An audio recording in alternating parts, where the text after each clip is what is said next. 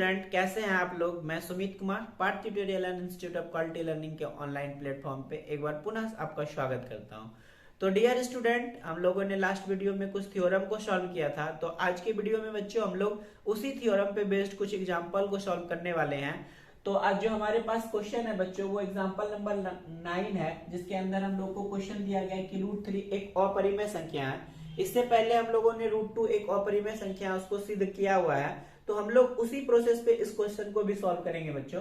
तो सबसे पहला आपको क्या काम करना है कि √3 जैसे यहाँ पे दिया है कि एक अपरिमेय संख्या है, आप क्या करिए उसके अपोजिट, ठीक है, उसके विरोधाभास आप इसको क्या मान लीजिए कि √3 एक परिमेय संख्या, ठीक है, अपोजिट मान लेना हमको, परिमेय संख्या है। देखिए आपको क्या होता है कि जैसे आप इसको √3 को एक परिमेय संख्या मानते हैं तो आपके दिमाग में एक क्वेश्चन आएगा, परिमेय संख्या, ओ इसका मतलब है कि ये संख्या p/q के फॉर्म में होगा। तो आप क्या कीजिएगा कि इस √3 को आप लिख दीजिएगा p/q, और जहां हमारा q क्या होता है बच्चों, p/q क्या होता है, जहां p और q एक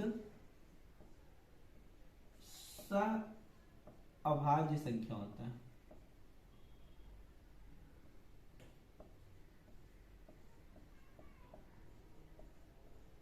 ठीक है, p/q क्या है, हम लोगों का एक p और q एक अभाज्य संख्या है, और q क्या है, does not equal to 0, q 0 के बराबर नहीं हो सकता है। इस बात को हम लोग लिखेंगे। अब क्या करना है बच्चों, यहाँ पे जैसे हम 100 अभाज्य संख्या लिखें तो वैसे 100 अभाज्य संख्या का मतलब क्या होता है कि वैसी संख्या जिसका क्या हो कि अभाज्य गुणनखंड केवल एक संख्या हो और वो एक होना चाहिए। तो वैसी संख्या को हम 100 अभाज्य संख्या कहते हैं। तो चलिए अभी अब क्या करना है, क्वेश्चन को आगे बढ़ते हुए हम लोग क्या करेंगे कि दोनों साइड का वर्ग करेंगे। तो हम यहाँ पे लिखेंगे दोनों ओर वर्ग करने पर। तो आपको क्या करना है कि दोनों ओर वर्ग कर देना है। जैसे यहाँ पे हमारे पास √3 है तो √3 का भी वर्ग करिएगा, और p/q का भी क्या करना है, आपको वर्ग करना है। देखिए इतना करने के बाद हम बच्चों क्या देखते हैं कि यहाँ पे हमको √3 का जब हम वर्ग करेंगे तो हमको रिजल्ट क्या मिलेगा। तो सबसे पहले क्या करेंगे, √3 का मतलब स्क्वायर का मतलब है कि √3 को 2 टाइम्स लिखना है, हमको 2 बार लिखना है। तो √3 गुना √3 क्या आपको रिजल्ट में मिलेगा 3 3 9, और √9 का वैल्यू क्या होता है हम लोग का बच्चों, √9 का मान होता है 3। इसका मतलब हो गया कि अगर आप √3 का स्क्वायर करते हैं तो आपको रिजल्ट के रूप में क्या मिलेगा, 3 मिलेगा। और यहाँ पे हमारा क्या हो गया, ये p² हो गया और यहाँ पे q² हो गया। अब देखिए बच्चों आपको क्या करना है कि इसके नीचे कुछ नहीं है तो आपको क्या डालना है, 1 डालना, और उसके बाद इसको आप क्रॉस मल्टीप्लाई करेंगे, जिसको आप हिंदी में त्रियक गुणन भी कहते हैं।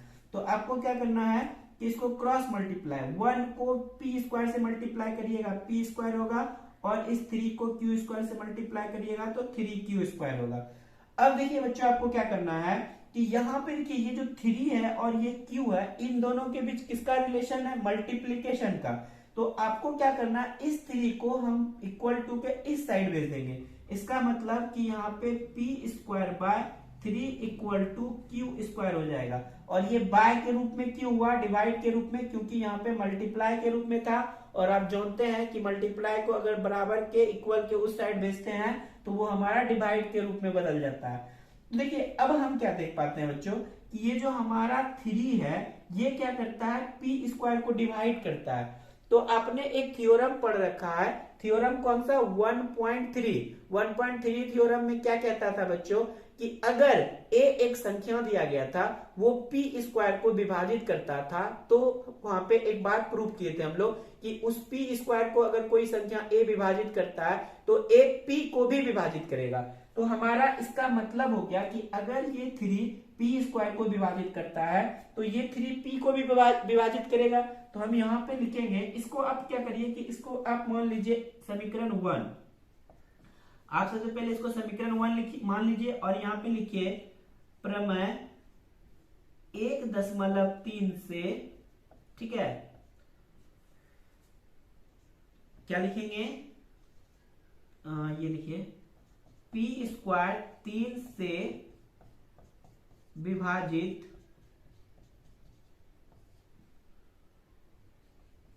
होगी तथा P भी 3 से विभाजित होगी।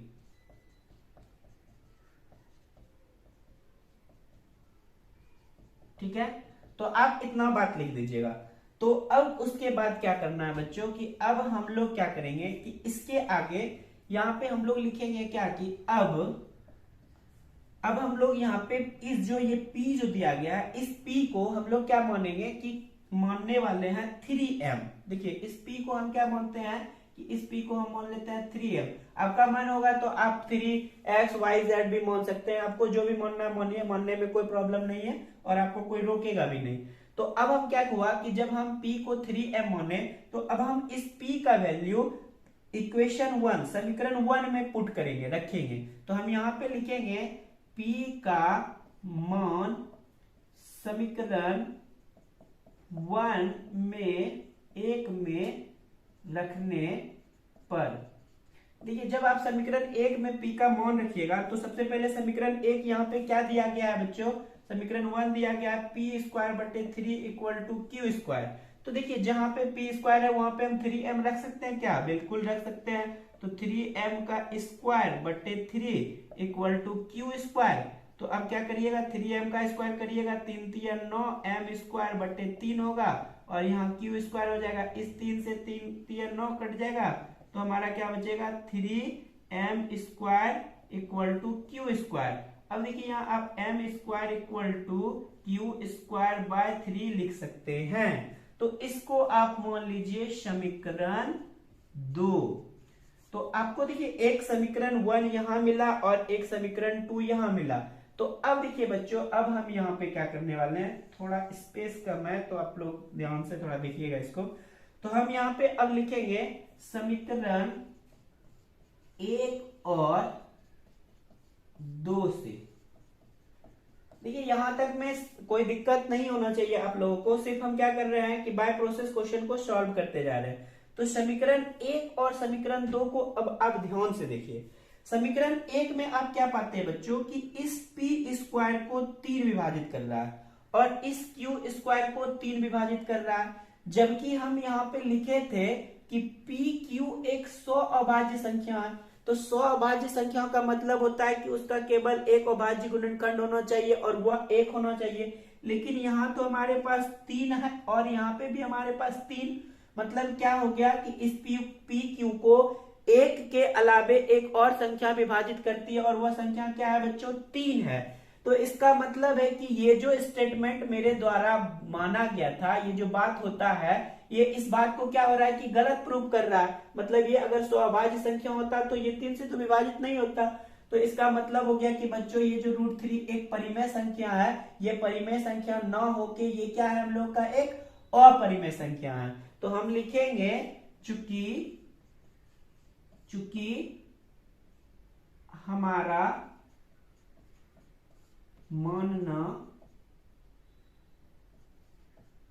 मानना गलत है कि √3 एक अपरिमेय संख्या, ये √3 एक परिमेय संख्या है, अतः √3 एक अपरिमेय संख्या है। तो प्यारे बच्चों आपका क्वेश्चन हो गया है प्रूव। तो अब आपको क्या करना है, सबसे पहले वीडियो को पॉज करिए या फिर आप इसका स्क्रीनशॉट ले लीजिए और उसके बाद आपको क्या करना है बच्चों कि इस क्वेश्चन को पूरा अच्छे तरीके से नोट करना है। नोट करने के बाद आप इसको 3-4 बार एकदम बढ़िया तरीके से प्रैक्टिस करिए। जब आप इस क्वेश्चन को बहुत अच्छे तरीके से प्रैक्टिस कर लीजिएगा, इस पे आपका कमांड हो जाएगा। तो एक बात आप समझ लीजिए कि एग्जाम में इस टाइप के क्वेश्चन से, जैसे यहाँ पे √3 के बदले आपको √2, √5 या फिर आपको जो है इसके अलावा जैसे आपको 5 - √3, इस टाइप का एक क्वेश्चन आपको एग्जाम में फिक्स है। तो आप समझ लीजिए कि अगर ऐसे क्वेश्चन पे आप कमांड कर लेते हैं तो कम से कम आपका 3 नंबर जो है एग्जाम में फिक्स हो गया है। तो प्यारे बच्चों, आप इसको, मेरे तरफ से आपके लिए बस एक सजेशन है कि आप इसको जितना अधिक प्रैक्टिस करिएगा आपका उतना अच्छा इसके ऊपर कमांड होगा। तो अब आप इसको नोट कर लीजिए, तब तक हम लोग अगले क्वेश्चन की ओर देखते हैं। तो चलिए बच्चों, हम अगले क्वेश्चन की शुरुआत करते हैं। तो आपका अगला क्वेश्चन जो है वो कुछ इस प्रकार दिया गया है कि दर्शाइए कि 5 माइनस रूट 3 एक अपरिमेय संख्या है। तो प्यारे बच्चों, हम लोगों को इस क्वेश्चन को सॉल्व करना है। तो आप सबसे पहला क्या काम करिएगा कि आपको जो क्वेश्चन दिया गया है उसके अपोजिट आपको मान लेना है। तो यहाँ पे हम लिखेंगे माना कि 5 माइनस रूट 3 एक परिमेय संख्या है, परिमेय संख्या है। तो अब देखिए क्या हो जाएगा कि जैसे आप इसको परिमेय संख्या मानेंगे तो आपके दिमाग में फटाक से एक बात आएगा। वो बात होगा क्या कि ये संख्या हमारा p बाई क्यू के रूप में होगा, जहां हमारा प्यारे बच्चों p बाई क्यू क्या होता है, p और q क्या होता है हम लोग का, एक सअभाज्य संख्या होता है। और सअभाज्य संख्या के बारे में तो आपको पता होगा, अभाज्य सअभाज्य संख्या है। और क्या है हमारा q जो है वो शून्य के बराबर नहीं होगा। हाँ, तो मैंने आपसे पूछा था कि हमारा जो सअभाज्य संख्या है उस वो क्या होता है, किसको कहते हैं हम सअभाज्य संख्या। तो वैसी संख्या जिसका केवल एक अभाज्य गुणनखंड हो और वो क्या हो बच्चों, केवल एक हो, तो उसी को हम सअभाज्य संख्या कहते हैं। तो देखिए अभी हमारे पास क्वेश्चन क्या है कि 5 minus root 3 equal to P by Q. तो देखिए बच्चों, क्या हम इसी चीज को 5 minus Q by P by Q equal to root 3 ऐसा लिख सकते हैं क्या? बिल्कुल, निश्चित रूप से आप इसको ऐसा लिख सकते हैं। आपको सिर्फ क्या करना है, इस p बाई क्यू को इधर ले आना है और इस q रूट 3 को उस साइड भेज देना है। यहाँ ये प्लस में था, ये इधर आके माइनस में हो गया, ये इधर माइनस में था, ये इक्वल टू के उस पर जाके प्लस में। अब देखिए, अब आपको यहाँ पे लिखना नहीं है, बस बात को आपको समझना है। देखिए सबसे पहले आप इस टर्म को देखिए, 5 माइनस पी बाई क्यू। ये प्यारे बच्चों क्या हमारा परिमेय संख्या है? ये परिमेय संख्या है क्या हमारा? बिल्कुल निश्चित रूप से ये हमारा परिमेय संख्या है। तो ये जब मेरा परिमेय संख्या है, तो अब आप एक बात जानते हैं कि अगर कोई परिमेय संख्या है और उसके बराबर में अगर जो संख्या होगा वो भी परिमेय होगा, इसका मतलब है कि ये जो रूट 3 है ये भी हमारा क्या होना चाहिए बच्चों, परिमेय संख्या होना चाहिए। तो जब क्योंकि हमारा परिमेय संख्या के बराबर तो परिमेय संख्या ही होगा, तो हमारा रूट 3 परिमेय संख्या होना चाहिए। लेकिन इससे जस्ट पहले क्वेश्चन में हम प्रूव किए कि रूट 3 हमारा क्या था, एक अपरिमेय संख्या था। तो मतलब परिमेय संख्या और अपरिमेय संख्या आपस में कभी बराबर हो सकता है क्या? बिल्कुल नहीं हो सकता है। अतः जो हमारा मानना था कि 5 माइनस रूट 3 एक परिमेय संख्या है, ये बात तो कहीं से भी सत्य नहीं है। इसका मतलब है कि ये जो स्टेटमेंट हमारा दिया गया था क्वेश्चन के अंदर कि 5 माइनस रूट 3 एक अपरिमेय संख्या है, निश्चित रूप से ये बात सिद्ध हो जाती है। तो अब आपको क्या करना है, बस एक छोटा सा लैंग्वेज के रूप में आपको लिखना है। चूंकि क्या लिखेंगे, हमारा p और q क्या है बच्चों, p और q एक पूर्णांक है, ठीक है। उसके बाद आप क्या देख रहे हैं बच्चों कि ये टर्म और ये टर्म दोनों आपस में बराबर है, तो हम लिखेंगे p माइनस ये 5 माइनस पी बाई क्यू एक परिमेय संख्या है, ठीक है। यहां तक लिख लिए आप। चूंकि क्या है कि हमारा p 5 minus P by Q एक प्रकार का क्या है, परिमेय संख्या है। अब क्या लिखेंगे यहां पे, अर्थात रूट 3 भी परिमेय संख्या होगा। कैसे होगा, बात समझ में आया? क्योंकि ये दोनों आपस में बराबर है। तो देखिए, जब अब क्या हो गया कि रूट 3 जब एक परिमेय संख्या हो गया तो हमारा क्या हो गया कि जो हम माने थे वो कंट्राडिक्ट कर गया, ठीक है। मतलब कि हमारा क्या हो गया कि विरोधाभास प्रतीत हो गया। परंतु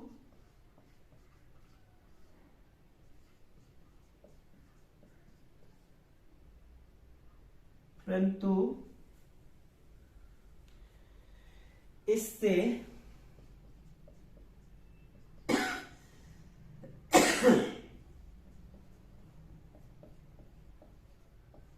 तथ्य का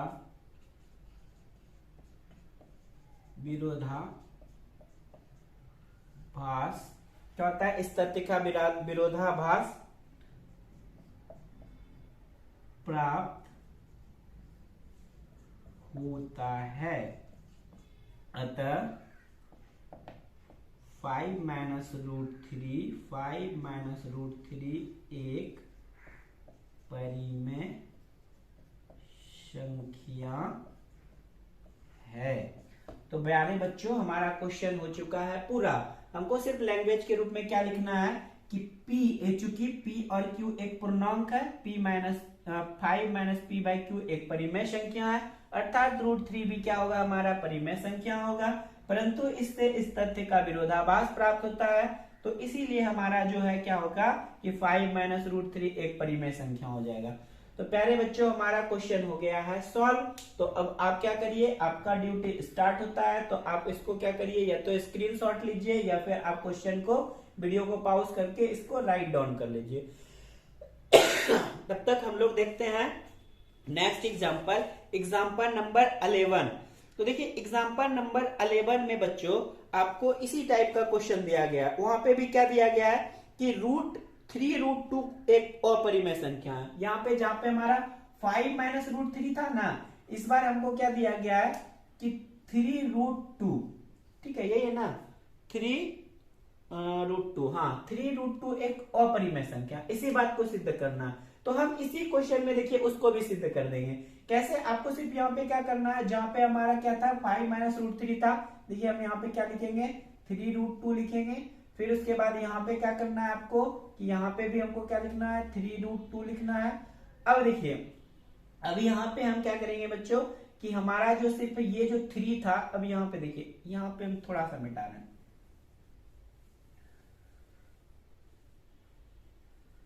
अब क्या करिएगा आप कि आप √2 को यही रहने दीजिए और आप क्या करिए P/Q, और ये जो 3 था यहाँ पे ये मल्टीप्लाई के रूप में था, इस साइड आके क्या हो जाएगा हमारा डिवाइड के रूप में हो जाएगा।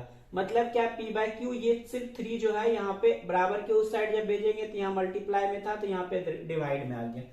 तो देखिए अब आपको क्या करना है कि यहाँ पे सिर्फ चेंज कर देना है और यहाँ पे चेंज करके लिख देंगे क्या कि P/3Q, ठीक है, P/3Q, फिर यहाँ पे √2, ठीक है, और यहाँ पे आप क्या लिखिएगा 3 √2। देखिए अब हम समझते हैं इसको हम कैसे किए। क्वेश्चन में आपको दिया था दर्शाइए कि क्या था 3 √2 एक अपरिमेय संख्या है। आपने माना कि 3 √2 एक परिमेय संख्या है। परिमेय संख्या कहने का मतलब P/Q, तो आपको क्या लिखना है कि 3 √2 इक्वल टू P/Q, जहां PQ क्या है एक अभाज्य संख्या है, Q does not equal to 0 होना चाहिए। अभी देखिए बच्चों आप क्या करते हैं कि ये 3 जो है इस √2 के साथ मल्टीप्लाई में है, आप इस 3 को उस साइड भेज देते हैं, तो ये क्या आ जाता है डिवाइड में। अब क्या होता है कि √2 इक्वल टू P/3Q। अब देखिए ये संख्या हमारा क्या है, रेशनल नंबर है, ये हमारा रेशनल नंबर है, तो इसके इक्वल टू ये संख्या भी हमारा क्या होगा बच्चों, ये भी हमारा रेशनल नंबर ही होना चाहिए था।